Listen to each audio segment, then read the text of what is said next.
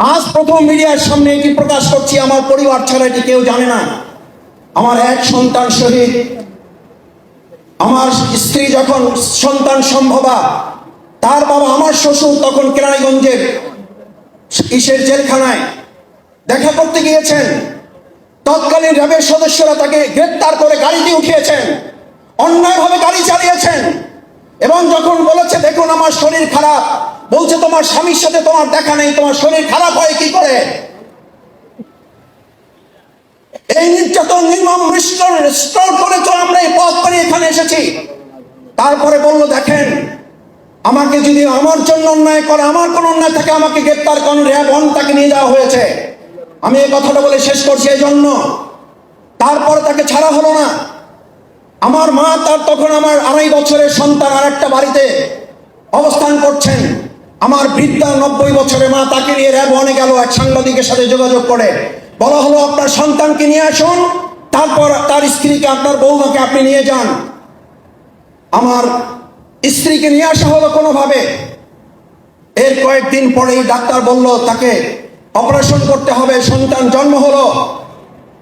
এটি কান্নার বিষয় নয়, এটি চোখের পানি ফেলানোর বিষয় নয়। আমার সন্তান জন্ম হলো, আমাকে খবর দেওয়া হলো, আমি আসার জন্য উদ্যোগ নিলাম। হসপিটাল কর্তৃপক্ষ থেকে জানানো হলো আপনি হসপিটালে আসতে পারবেন না, কারণ হসপিটালের আশেপাশে সব দিকে সবাই ঘিরে ফেলেছে। আপনি আসলে আপনি বের হতে পারবেন না, আপনার সন্তান, আপনার স্ত্রী কেউই বের হতে পারবেন না, সবাইকে শুদ্ধ নিয়ে যাবে। আমি বললাম আমি আসবো, আমার সন্তানের মুখ দেখবো। ডাক্তার বলেছে তার কতক্ষণ সে বাঁচবে জানি না। এটা আলোচনা করতে করতে আমার সন্তান পৃথিবী থেকে চলে গেল। জানানোর জন্য জানাজা নির্ধারিত হলো। হসপিটাল কর্তৃপক্ষ আমাকে জানালো আপনার সন্তানের জানাজা অনুষ্ঠিত হবে একটু পর।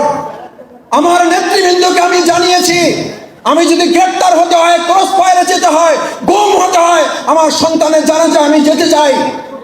আমাকে জানানো হলো সংগঠনের সিদ্ধান্ত, তোমাকে সবর করতে হবে, তোমাকে এই মুহূর্তে আমরা প্রশাসনের মুখে ঠেলে দিতে চাই না।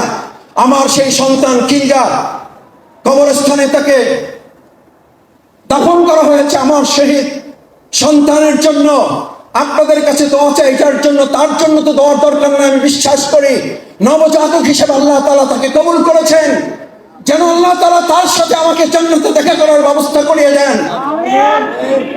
এই পথ মারিয়ে যে বাংলাদেশ পেয়েছি, শুধু এটুকু বলেছি এই জন্য, এই বাংলাদেশকে আমরা আর কোন অবস্থায় বিপদের মুখে ফেলে দিতে পারি না।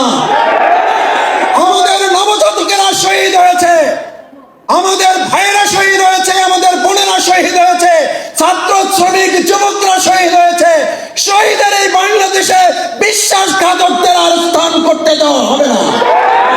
আসুন সম্মানিত ভাই এবং বন্ধুগণ, আমরা আমাদের সেই জেনারেল মুসলিম, ট্র্যাডিশনাল মুসলিম থেকে বেরিয়ে আমরা সেই প্রকৃত মুসলিম হব, যেই মুসলিমরা মসজিদ ইমামতি করবে, বঙ্গভবন সংসদ মন্ত্রণালয় ইমামতি করে গোটা জাতি ইমামতির যে দায়িত্ব আল্লাহ আমাদের দিয়েছেন, ইন্নী জাইলুন ফিল আরদ, ইন্নী জাইলুকা লিন-নাস ফিল আরদ। আমাদের এই গোটা জাতির নেতৃত্বের জন্য আল্লাহ আমাদেরকে তৈরি করে দিয়েছেন। আসুন সেই নেতৃত্বের জন্য আল্লাহ যেন আমাদেরকে কবুল করেন, সেই প্রত্যাশা ব্যক্ত করে আবারও আপনাদের কাছে আমিরে জামাত ডাক্তার শফিকুর রহমান সালাম জানিয়েছেন, দোয়া চেয়েছেন এবং উনি নিজে আমাদের শ্রদ্ধেয় মুফতি ওয়াক্কাস রাহমাহুল্লাহ সহ আপনাদের জন্য দোয়া করেছেন। সেই প্রত্যাশা ব্যক্ত করে আমার কথা শেষ করছি। আল্লাহ হাফেজ। বাংলাদেশ জিন্দাবাদ, জমিয়তে উলামা ইসলাম বাংলাদেশ জিন্দাবাদ। আসসালামু আলাইকুম ওয়া রাহমাতুল্লাহি ওয়া বারাকাতুহু।